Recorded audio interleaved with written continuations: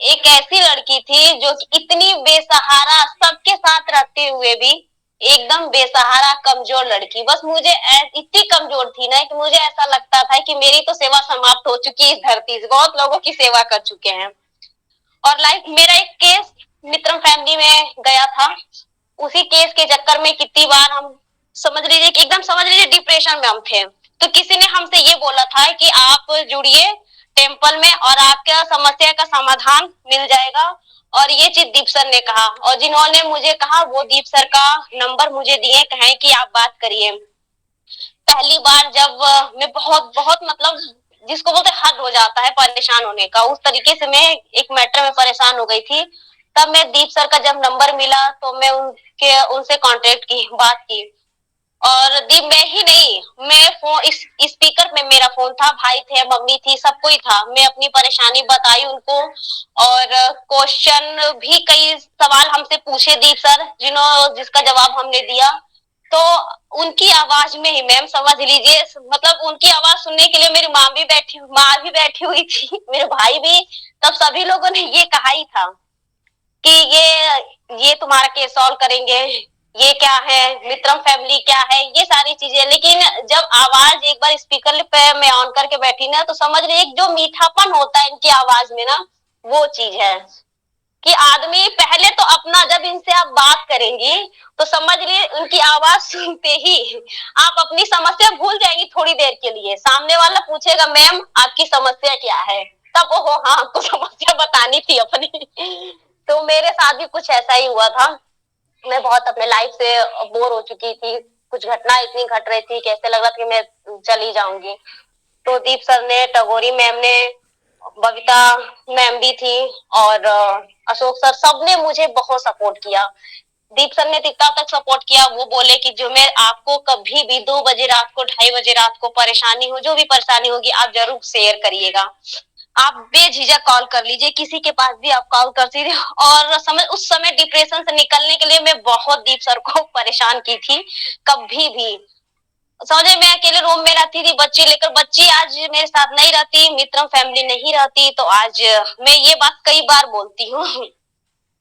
कई बार ही मैं बार बार यही बोलती थी कि शायद मैं नहीं रहती यहाँ पे आज। बोले सर से जब बात हुई थी, सर बोले कि एक काम करिए, आप कुछ मत सोचिए, ठीक है। अगर आपको जो बंदा परेशान कर रहा है, या मान लीजिए सामने वाला आपको गाली दे रहा है, तो आप ये मत सोचिए कि आप लड़की हो, लड़की होने के नाते आप किसी का भी, फाड़ दी मेरा लिखा हुआ, आप किसी का भी क्यों गलत बातें बर्दाश्त करने जाएंगे, चाहे वो घर वाले की हो या बाहर वाले की हो। तो समझ लीजिए फर्स्ट टाइम दीप सर ने मुझे एक चीज बोला था, एक बंदा था मुझे बहुत परेशान किया और गाली तक मुझे दिया था, तो मैं रो रही थी, ये चीज मैं दीप सर को बताई। तो दीप सर क्या किए कि बोले वो एक गाली दे रहा है, तुम 4 गाली दो। तो मैं बोले मैं कैसे गाली दे सकती हूँ, और लड़के जानते कितनी गंदी गालियां देते हैं। बोले है तो क्या हुआ, लड़के गाली नहीं देती। उसके बाद बोले गाली दीजिए आप, वो चीज रिकॉर्ड करिए और फिर मेरे पास भेजिए। तो मतलब कितनी बार सर बोले, और मैं उसकी हमेशा सुनती ही रहती थी। तब मुझे जब वो बोले तो वो एक शब्द बोला, और मैं समझ लीजिए मतलब लाइफ में जितनी गालियां आती थी ना, उसका डबल मैं उसको गाली देती गई। और वाकई में ऐसा हुआ मैम कि जब सामने वालों को मैं जवाब दे दी उसको, वो उसके एक गाली में मुझे उसे 4 गाली दी। तो मेरे जाके मन में एक सुकून, एक हल्का हल्का सा महसूस होने लगा कि हाँ, हमको लगा कि सबसे दुनिया में सबसे बड़ा काम हम किए हैं कि किसी को गाली दे करके नहीं। आयुषी भी चली गई। ये बच्चे होते हैं ना मैम, आगे और पीछे परेशान हो गई मैं बच्चों से अपनी। तो मेरी वहीं से जर्नी शुरू हुई। कुछ उसके बाद समझ, जब टेम्पल में मैं जुड़ने लगी धीरे धीरे धीरे धीरे, मतलब घर वाले भी मुझे बहुत बोलते थे, घर वाले मुझे यहाँ बोलते थे कि टेम्पल में जुड़ने से क्या मिल रहा है, क्या इसमें जुड़ी रहती हो, सारे काम धाम छोड़ करके तुम छलेस पे चली जाती हो, टहल टहल के सब जुड़ी, क्या मिल रहा है इससे। तो हम उन लोग को एक बार सुनाए भी थे, लेकिन उन लोग को नहीं समझ में आता ये चीज। तो मैं उसे में माना कि जब भी मैं परेशान आती तो टेम्पल में जुड़ जाती। जुड़ने से ये होता था कि जो भी नकारात्मक विचार थी, हट अन्य नहीं, जो भी परेशानी थी वो सुन करके अपने टेम्पल से मैं शेयर करती थी। वो लोग मुझे समझाते थे कि हार नहीं माननी चाहिए, हिम्मत से काम लीजिए, या जो भी परेशानी है हम लोग हैं सपोर्ट करने के लिए। जो मेरे पास फैमिली थी मैं उन लोगों ने नहीं सपोर्ट की, लेकिन जो मेरे पास फैमिली नहीं थी, ये जो मुझे मित्रम फैमिली मिली हुई थी, उन्होंने उन लोगों ने मुझे बहुत सपोर्ट किया। हाँ पा लो पा उन लोगों ने मुझे बहुत ही सपोर्ट किया। और सबसे ज्यादा जब बोर होता था आदमी तो कभी कभी हम लोग क्या करते, जो होते हैं ना गेम खिलाना, तो कितना मतलब मैं जब जुड़ी ना तो मैं कुछ नहीं बोलती थी, अपना परिचय भी नहीं दे पाती थी मैं ढंग से। और मैं हमेशा कितने दिनों तक मैं सुनती रही। अब वो मैम तो बोली होंगी, दीपमाला मैम तो बोली थी कि कितना हम लोग कितना प्रयास करते थे, बोले बोले बोले, लेकिन हम कुछ भी नहीं बोल पाते थे।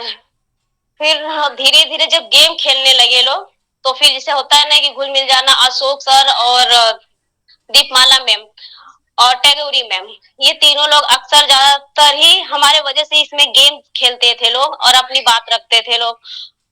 जैसे अंताक्षरी हुआ तो बोलते आप भी गाइए आप भी गाइए। मुझे नहीं गाने होने आता था, फिर भी अशोक सर कहते थे बहुत अच्छा गाती है बहुत अच्छा गाती है। मैं बोली नहीं सर, तो होता नहीं बहुत अच्छा करती है, बहुत एक होता है ना सुनने में कितना सुकून से मिलता है, चलो कोई तो है कि वो मुझे अपना बोल रहा है। या चाहे अगर मेरी आवाज गंदी ही तो हुई तो क्या हुआ, लेकिन सामने वाला ये बोल रहा है, साहस तो दे रहा है कि आप ये काम करो, हम हैं आप लोग के साथ। तो फिर धीरे धीरे धीरे फिर उसके बाद कुछ समय के लिए टेम्पल्स में हट गई थी, क्योंकि मैं चली गई मुंबई और वहां काम करने के लिए। फिर वहां मैं इतना व्यस्त रहती थी कि मोबाइल चलाने का टाइम ही नहीं रहता था। 8 बजे 9 बजे रात में खाली होती तब तक टेम्पल बंद हो जाता था। तो मैं काफी दिनों से नहीं जुड़ पाती थी। नहीं करो बाबा, एक सेकेंड में।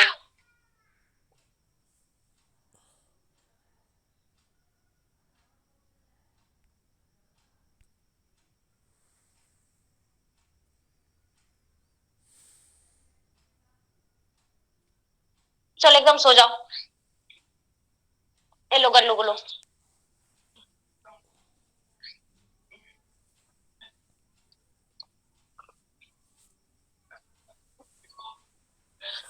बीच में जब ये हुआ था ना, कितनी बार इंटरव्यू लेने के, पता है जब इंटरव्यू की बारी आती है या पढ़ाई की बारी आती है तो मैं एकदम डर सी जाती हूँ और पीछे हट जाती हूँ।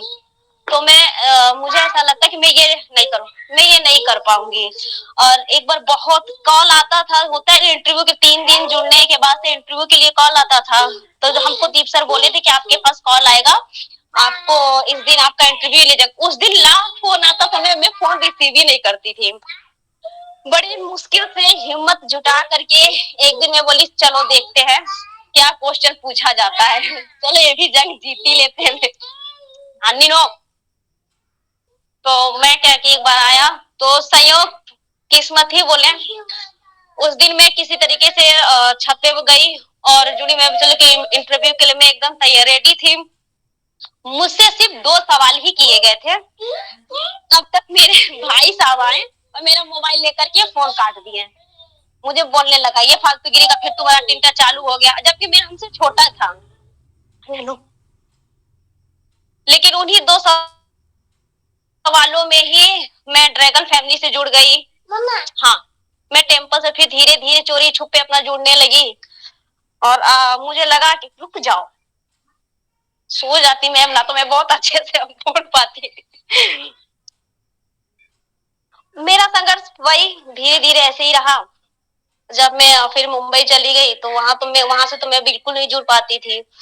मन तो बहुत करता था, लेकिन जब ऐसे जुड़ने का रहता था टाइमिंग, क्योंकि उस समय तो मोबाइल रखना भी अलाउ नहीं था। 10 बजे के आसपास ही मुझे फिर रिटर्न मोबाइल मिलता था अपना। उसके बाद मैं वहां मुझे नहीं अच्छा लगा तो मैं रिटर्न यहाँ गोरखपुर आ गई। गोरखपुर आने के बाद फिर से मेरा वही रूल चालू हो गया। तो घर वाले बोलने लगे तुम अपना टेम्पल छोड़ी नहीं, विक्रम छोड़ी नहीं। तो मुझे गुस्सा आया तो मम्मी को मैंने जवाब दे दिया। मम्मी से मैं बोली आप तो दिन भर लूडो खेलती रहती हैं, दिन भर लूडो खेलती हैं। 1 घंटा आप टेम्पल में जुड़ जाती तो बहुत कुछ सीखने को समझने को मिल जाता। एक बार आप जुड़ियो तो सही, लेटे लेटे मोबाइल देखने लगती हैं। तो मम्मी कही कि मम्मी हमें बोले हम कही कि एक बार मेरे साथ जुड़िए बैठिए, तो माता जी नहीं एग्री, हम कहे कि तब आप अपना काम करिए और मुझे अपना काम करने दीजिए, आप लूडो खेलती तो हम कुछ बोलते नहीं है, तो हम जुड़ते हैं, तो मजबूरी मुझे माता जी को जवाब देना पड़ा। मैं अपने नीचे पूरा काम वाम खत्म करके और फिर मैं चली जाती थी टेम्पल में जुड़ने के लिए। थोड़ी मेरी जो भाई की वाइफ है वो मुझे सपोर्ट की थी, वो भी सपोर्ट की। जब भी गेम खेला जाता था ना, मैं गाती नहीं थी या कुछ बोलती नहीं थी, तो वो तुरंत माइक ऑन कर देती, कहती अब बोलिए, आप गाइए। पीछे से वो मुझे गाना बताती थी और मैं हल्का फुल्का गुनगुना देती थी। तो होता है ना, गाना गा देने से कितना मन हल्का हो जाता है। नहीं करवानी। तो मेरी जर्नी बस धीरे धीरे ऐसी चलती रही। और जब मैं एक बार वहाँ मुंबई से वापस आई, तो मैंने फर्स्ट टाइम दीप सर से मेरी मुलाकात हुई, क्योंकि मुझे गोरखपुर में जॉब चाहिए था। तो मैंने फर्स्ट गोरखनाथ मंदिर में दीप सर से मुलाकात हुई। उसके बाद मुझे उन्होंने बताया कि एक जगह जॉब के लिए लेकर के गए, हॉस्पिटल था वहां पे। जब मैं उनके साथ गई तो मैं जाने के बाद जब इंटरव्यू की बारी आई और सर बोले कि आप कुछ लिख करके पूछे ना कुछ सवाल, और मुझे बोले कि कुछ लिख दिया इंग्लिश में नाम हो, तो मेरी इंग्लिश को लेकर के तो मैं बहुत रोती हूँ। इंटरव्यू देने से और कोई इंग्लिश में कोई कह दे लिखने के लिए तो मैं बहुत रोती हूँ। मैंने फर्स्ट टाइम दीप सर के सामने ऐसे ही होता ना कि बेसहारा जैसे हो गई थी, मैं वहीं पे रोने लगी। तब वो थे कि जो दीप सर के फ्रेंड थे, वो बोले इसमें रोने की बात नहीं है, आज आप धीरे धीरे ही लिखिए, सोच के लिखिए, कोई जल्दीबाजी नहीं है। नहीं करो।